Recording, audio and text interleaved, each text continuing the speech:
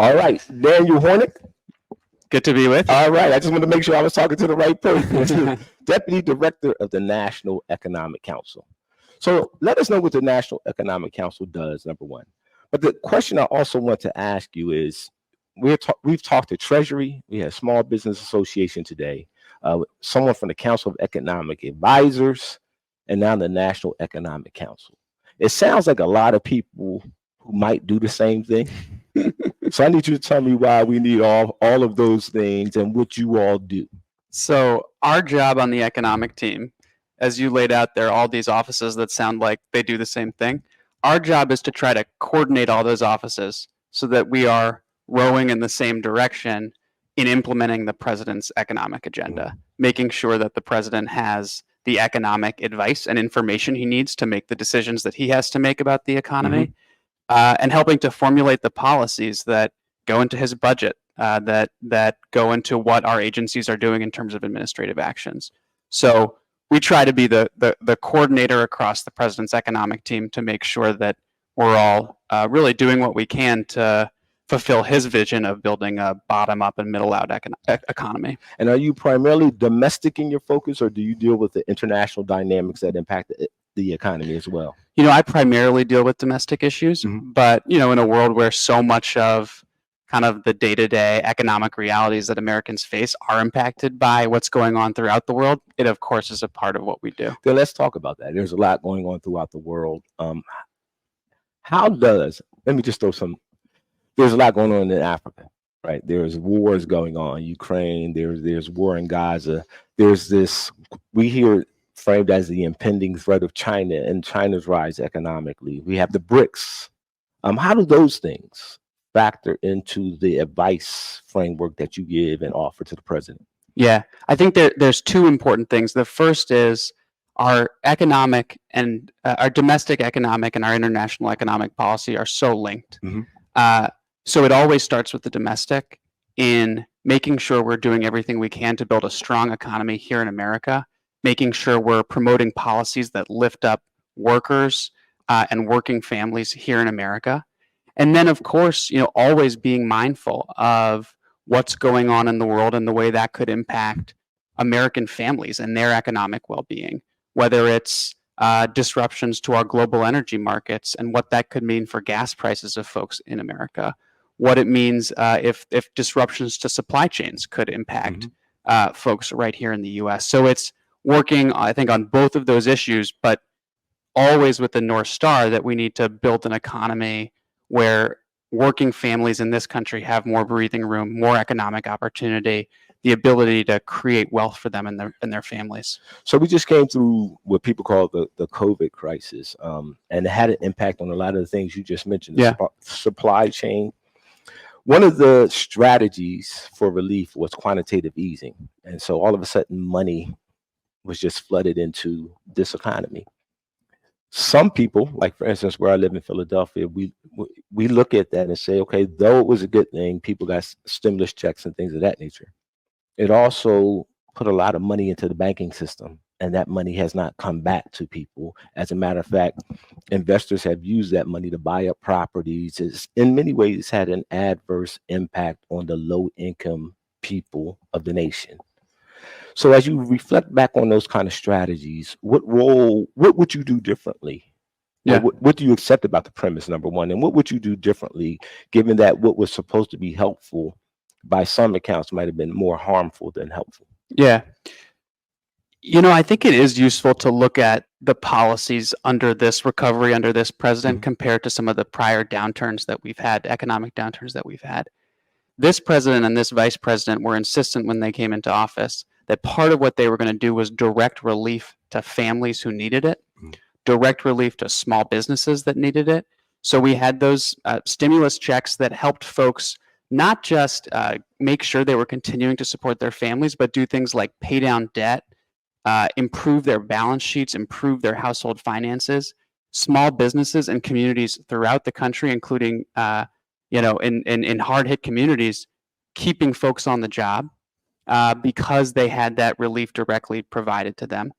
And so, you know, I actually think that if you compare this recovery to prior recoveries and look at things like the fact that we got the unemployment rate back down to below 4% much faster than in prior recoveries. We've got, millions of jobs created in a way that wasn't the case in prior recoveries. I think, there are always going to be things you would do differently. There are always going to be facts you'd look at and say, we should have had various parts of the recovery more broadly shared. That's always going to be the case. But this recovery, I think, was in many ways one of the most equitable and strong recoveries for working families that we've had in the history of this country.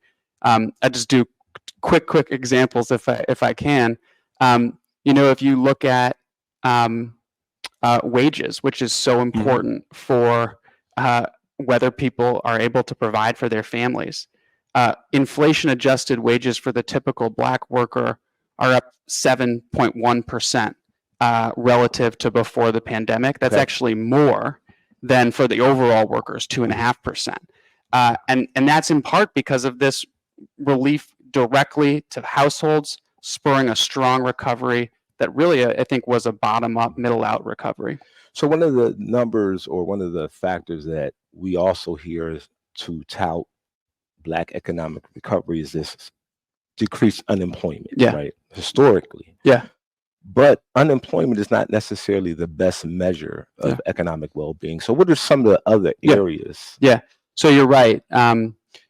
We have talked a lot about the fact that the unemployment rate for 2023 for Black workers hit the all-time low. The gap between white and Black workers. Can you do this for me? Yeah. Can you explain to people why unemployment might not be the best measure of economic well-being before you continue your answer? I think the reason it might not be the best indicator of well-being is because for folks who keep their jobs throughout that period, you care about other things too. You care about other wages going up. You care about, is their wealth going up? Are they able to build more wealth, create more opportunities for their families? Whether or not people are unemployed is one measure of that.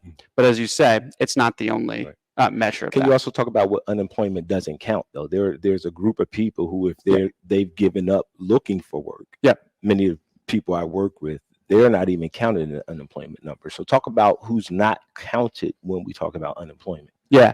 So it doesn't, unemployment is basically people who have jobs, people who don't have jobs, but it doesn't include people who have left the labor force, as you say. So now to get really in the weeds, one thing we kind of try to look at that does include that is we look at the percentage of the population that has a job, because that then is including people who left the labor force, right? And so even if you look at a number like that, the Black employment to population ratio got up to a very high number in 2023, one of its highest on records. That's a really important accomplishment. But it's not just, as you say, unemployment, employment. We have to look at incomes. We have to look at wealth. Right. One of the things that I think is really notable about this recovery is that wealth among Black households is up 60% after accounting for inflation. The share of Black households who own businesses has doubled since 2019. I think one of the things that we talk a lot about is the fact that this administration set a goal of 15% of procurement dollars going to small disadvantaged businesses by 2025. That is one of the reasons that we've seen this increase in business ownership among Black households.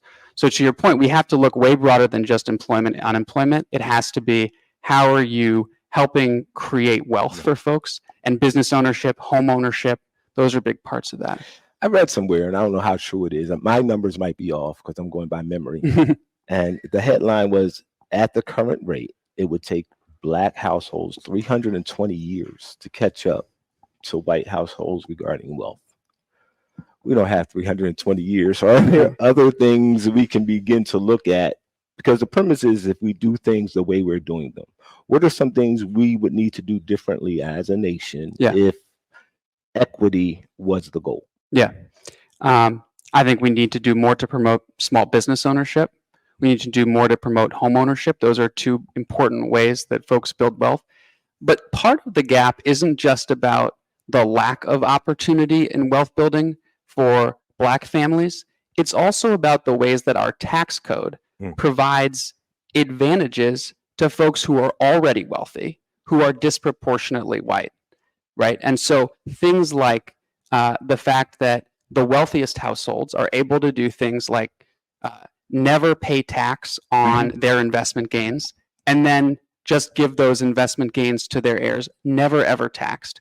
That's not a thing. I mean, folks who are relying on the income that they earn, middle class families, low income families, they're paying tax on what they owe. Yeah, we had to give up my grandmother's house so that she could get the Medicaid benefits we were just previously talking about when she went to a nursing home, right? So we had to offer up a wealth in order for her to get health care. So the structure of this needs to be challenged. That's right. If we're going to go for equity. So I'm glad to hear that that's on your agenda. I have a left field question for you. In the pursuit of wealth recently, many Black households were convinced to invest in cryptocurrency. Your thoughts about cryptocurrency? Because the dollar is changing, right? It's going to be a different form of currency probably within a very soon future. What are your thoughts about crypto and this being promoted in the Black community as a form of wealth creation? What I'd say is that from our perspective, we need to make sure at the federal level that we have safeguards in place so that consumer protections are followed, so that these markets are safe, so that you have information out there and people aren't getting in situations where they don't have access to the right information.